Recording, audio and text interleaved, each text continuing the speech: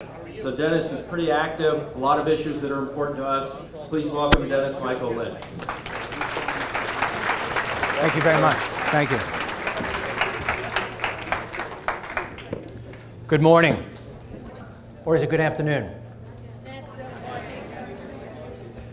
I'd like to start by speaking as the son of a 1-9 Marine who served in Vietnam and who earned a Purple Heart, who went through malaria, who had his best friend die in his arms on the battlefield, and who came home with PTSD and basically has not had a comfortable night of sleep in almost 50 years. I understand the service and the sacrifice that is put forward by the men and women of our military. And I understand that I would not have the freedom to speak here about the possibility of running for the highest office in the country if it were not for the veterans across this country and in this room. So if you are a veteran, I ask you to please stand up right now and let us welcome you. Thank you.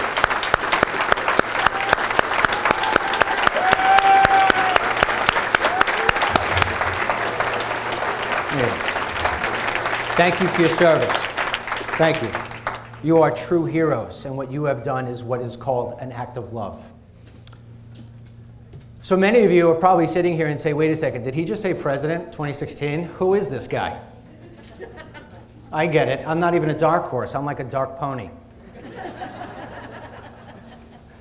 Well, I already told you who my dad was and is. And my mom and dad, when they broke up, my mom had to go out and get a job waitressing. And she worked 16-hour days, 6 days a week. So this way, we wouldn't lose our home. And this way, I could continue with my Catholic education. It's that work ethic that I have today. And thank goodness she did what she did, because I wouldn't have met my wife. I met my wife on the first day of 9th grade. I went home, I said, Mom, I'm going to marry her. She looked at me, and I predicted it right. So later when I tell you I'm going to be the next president of the United States, don't deny me that.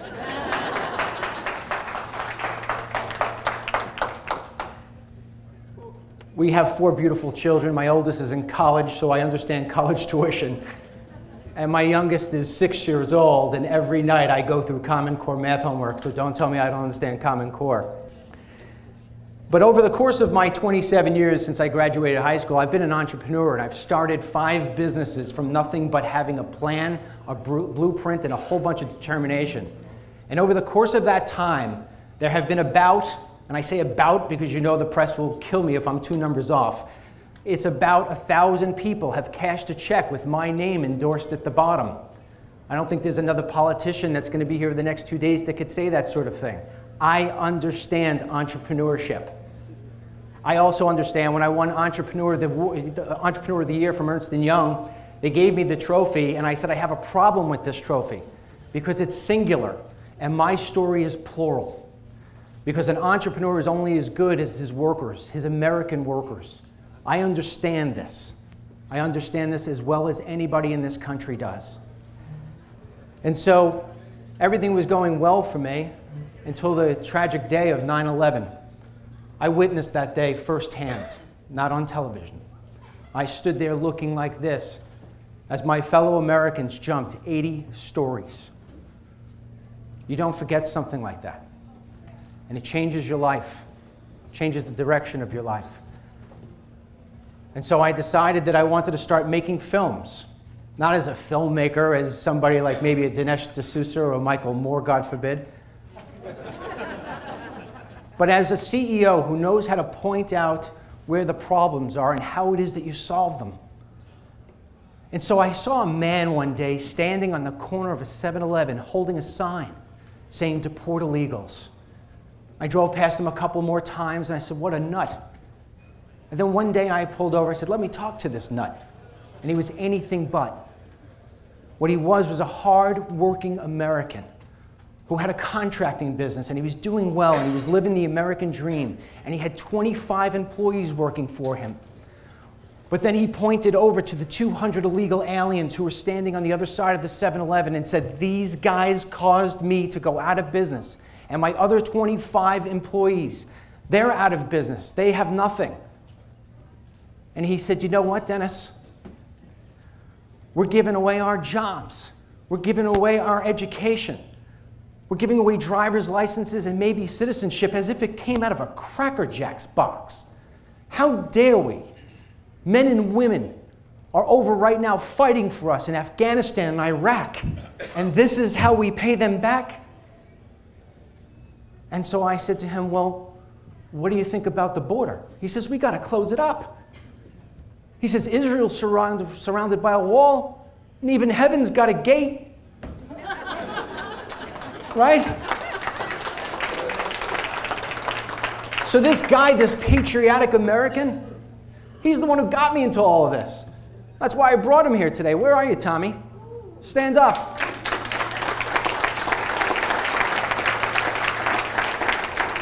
So what I did was I drove the country. When I make my films, I don't fly. You can't see the country if you're flying. And you certainly can't see it if you're on a golf course. So I drive this country and I go by rail because it gives me the opportunity to see what's going on in this country. It gave me the opportunity to go down to the border and see what's coming through. I've worked with the Border Patrol in the dead of night. I have caught the people that you're hearing about today. I've caught the gang members and the people who are trying to come in here and do bad to this country. And it's just being let happen.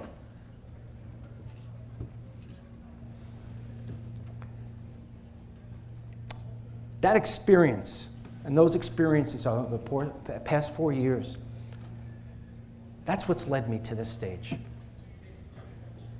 A year ago, I gave you all my films. All my films are there for you. I hope you enjoy them. A year ago, I released a film called We Ride to DC.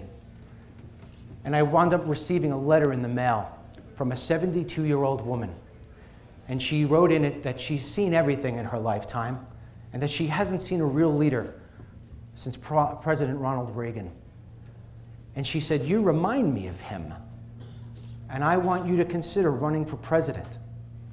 Now, when you get a letter like that, you sort of smile. You read it twice, and then you put it off to the side. And then a week later, I received more letters of the same. This time I took them into my wife, and I said, sweetheart, look at this. JFK, Ronald Reagan, run for president. She said, that's great. You know, the lawn needs to be cut.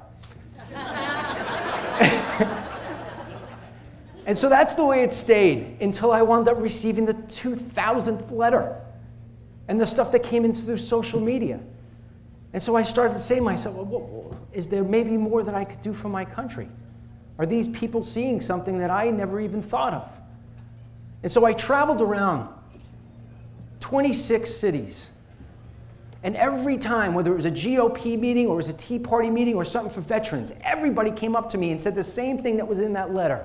You need to think about running for president. We are so thirsty for a fresh face with fresh ideas. Somebody who's going to fight for the American people, not the lobbyists. Somebody who doesn't come with sound bites, but who comes with real plans to solve the problems we have. Somebody with the sort of experience that you have. They say, yeah, I know you've never wrote 3,000 pages of legislation and then said, it's a bad deal and threw it away. And we know you've never given in-state tuition, but we know that you create jobs, and we know that you care, and we know that you know the border and immigration and how to solve those problems. We want you to consider this. And so I ended my city tours, my tours around the cities, in Phoenix. 800 people. And I said, you know what, I think I'm going to explore a run for president. And the place went nuts. And when I walked off the stage, there were 5 guys there who worked at the theater. And they said, we're all Democrats, and we're going to change over to Republican if you run. Thank you. When I say explore president, a run for president, I don't mean go out and meet with billion-dollar donors. That isn't my idea of exploring the presidency. What I needed to do was go home and talk to my family and say, do we want to enter the cesspool that has become DC? Oh, listen, I'm not politically correct and I'm not going to hold anything back. You know what you're getting when I talk, okay? Okay. And at first the answer was no, we don't want it. But then we started looking at our children and the future that they were looking at, and it was dismal. And then we started thinking about how much we care and love our country. And so Megyn Kelly, who I've been on her show a bunch of times, she saw that Phoenix video, and by the way, you've got it in your DVD case. Who gives away more free stuff than me? Well, Obama, right?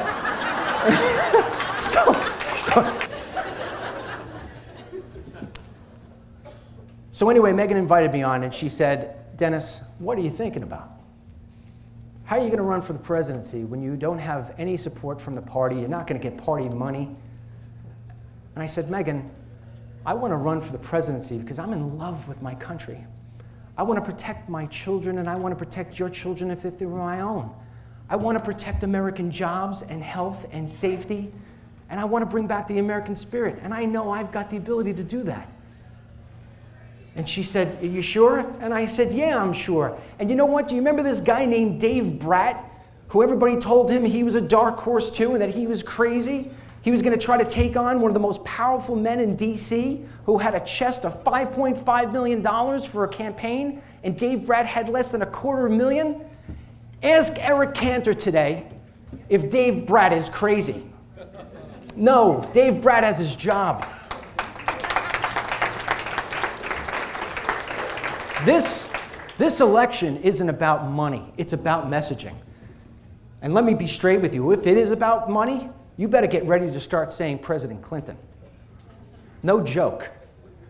This is about messaging.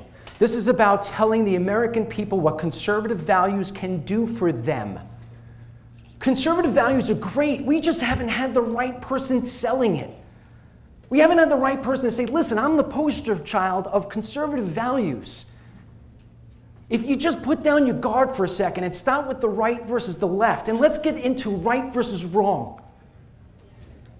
Let's forget about 1% and 9% and 47%. Let's just think about one country.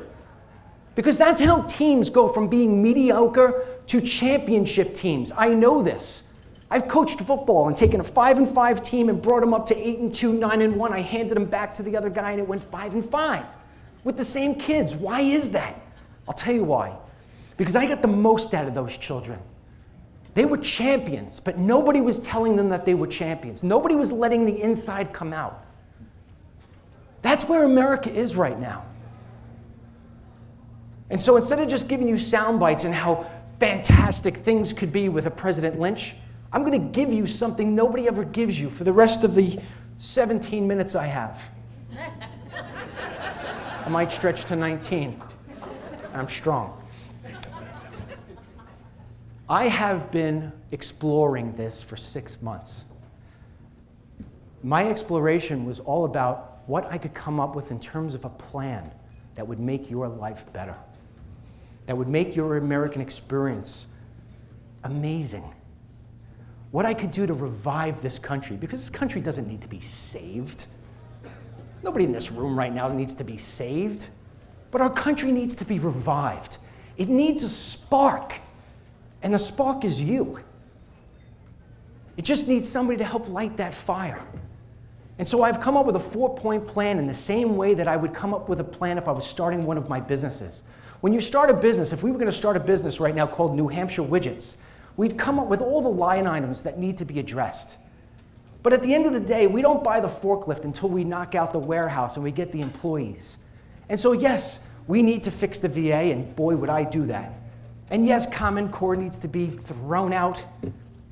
But right now, to get this country back on track, there are 4 things we need. And that's what my plan is all about. And I'm going to roll it all out over the next 30 days. But I'm going to give you some highlights now. Number 1 is jobs. I travel this country by the car. I've been in your city. I go down Main Street. What a beautiful place. It's a shame half the stores are closed. For rent. Nobody going to even think about renting them. Why? Because this country was built on entrepreneurship.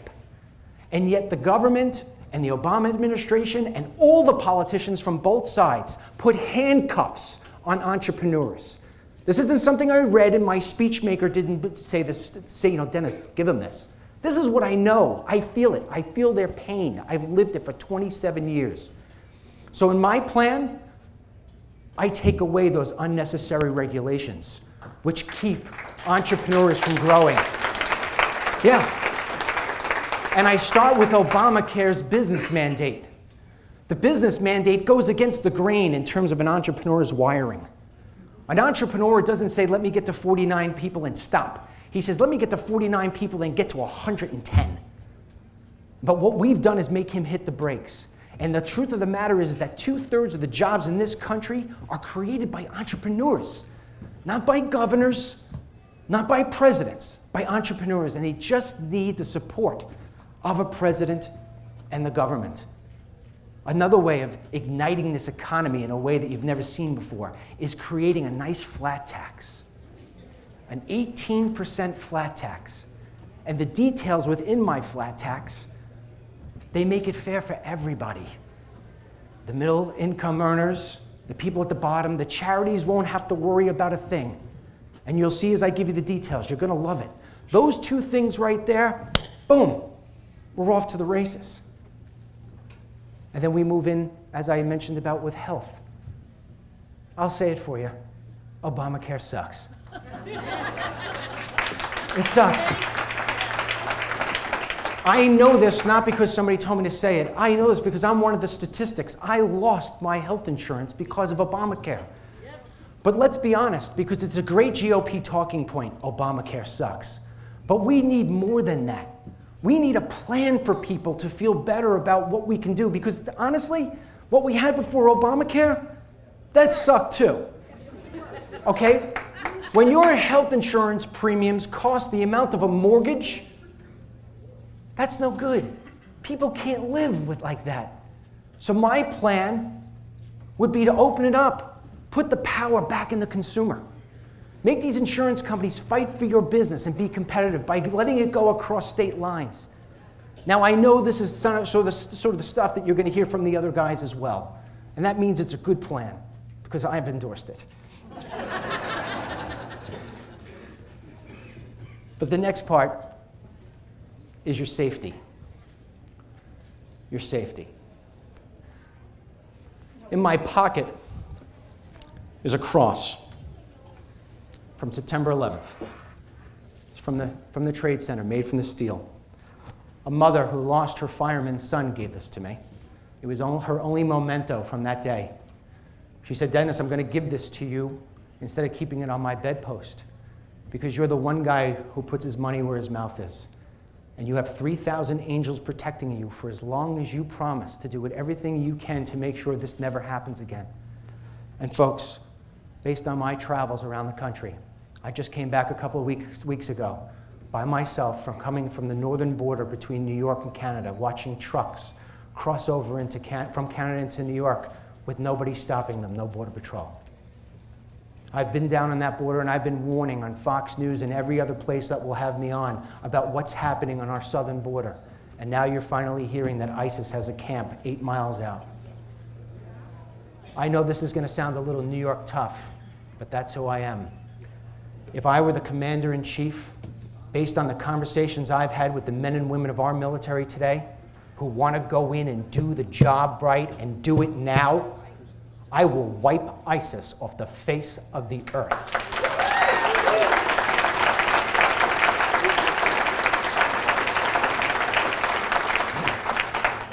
It's a good soundbite and some red meat for you, but it means something to me. It means something to me because I can never look up again and see people jump. Imagine what that means. Imagine what that takes for somebody to literally jump out of a window. Do you understand the hatred that these people have for us and for Israel and for anybody who doesn't believe like they do? They're going to stop at nothing until you are dead. And I'm not going to allow that to happen. And you know what? Where I come from in New York, you don't turn your back on your best friends. The first day that I would be in that Oval Office, I'd pick up that phone and I'd say, BB, I'm sorry, man. I'm sorry that you were treated the way you were treated by the Obama administration, but let me tell you something. There's a new guy in town, and he believes that you always protect your best friend. You're never going to have to look over your shoulder again, because I'm going to be standing with you hand in hand. And anybody who wants to try to even think about removing you from the face of the earth is going to have to deal with us.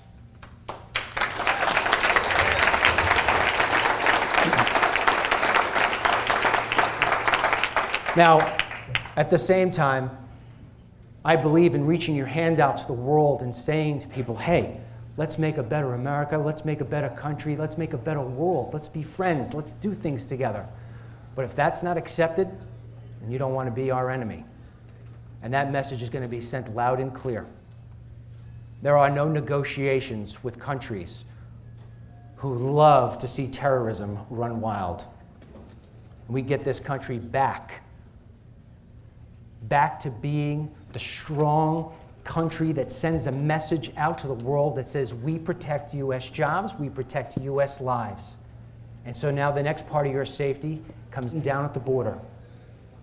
You are going to hear for the next 2 days, we need to secure the border. I believe in secure borders. Baloney. We've been hearing that for 30 years, and yet it never gets done.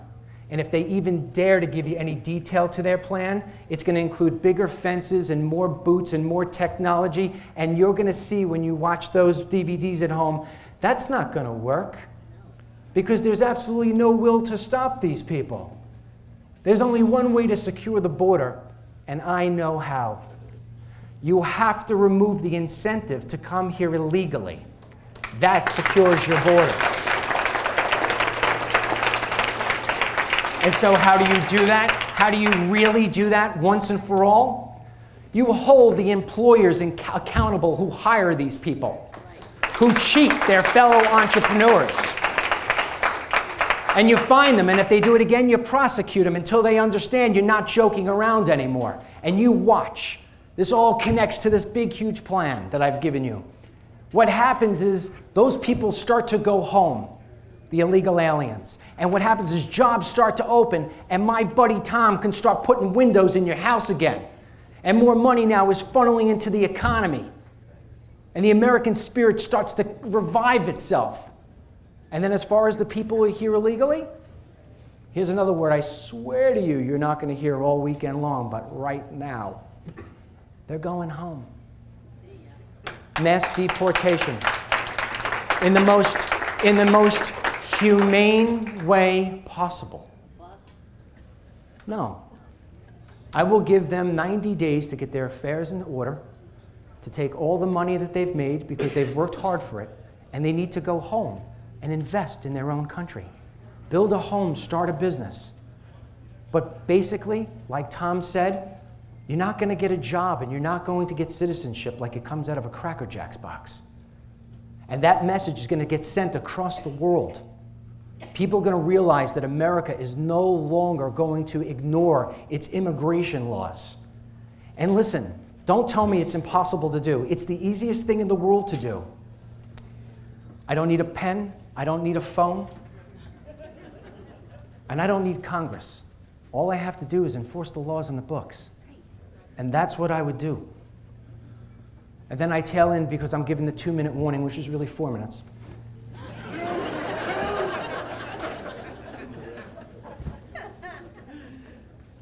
The American spirit. As I've driven around this country, and I've seen people who look just like you, standing on a corner, holding up a "I need work" sign. Or as I've gone into South Chicago by myself without a gun and had them look at me like, I didn't want to buy drugs, I had no drugs to sell, I wasn't looking to hurt anybody. A guy came up to me and said, "What are you doing here, man?" I said, "I want to know what I could do to help you. Why is South Chicago like this? Why is Detroit like this? Why is this country starting to look like Chicago?" And he said, because 10% of our population, the gang members, the drug dealers, they're causing all the problems. And good people like me, I have to mow my lawn between 6 a.m. and 1 p.m. and then I got to go in the house or else I'm going to wind up getting hit with a drive-by.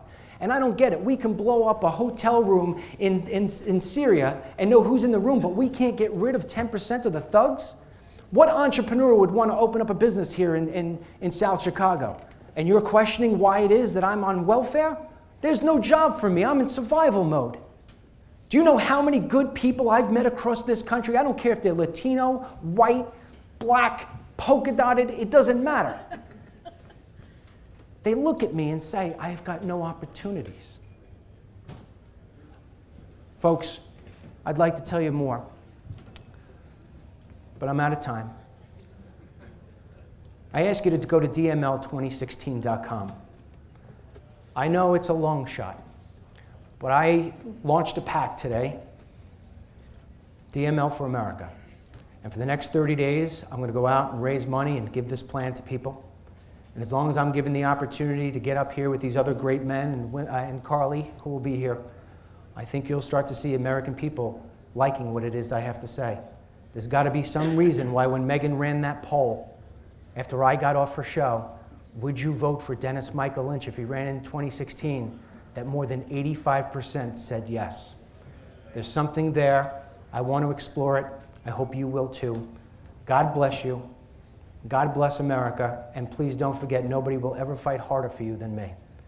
Thank you very much.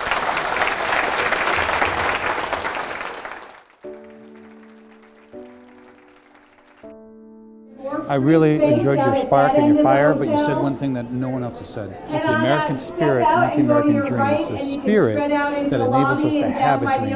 And too many people are focusing on a dream which is not a shared dream. It's an individual dream. It's a spirit that's shared, and that's the difference. Thank you. I appreciate it. Mr. Lynch, I just want to tell you, a very inspiring speech. What a surprise. Thank you so much. You're awesome. Thank you.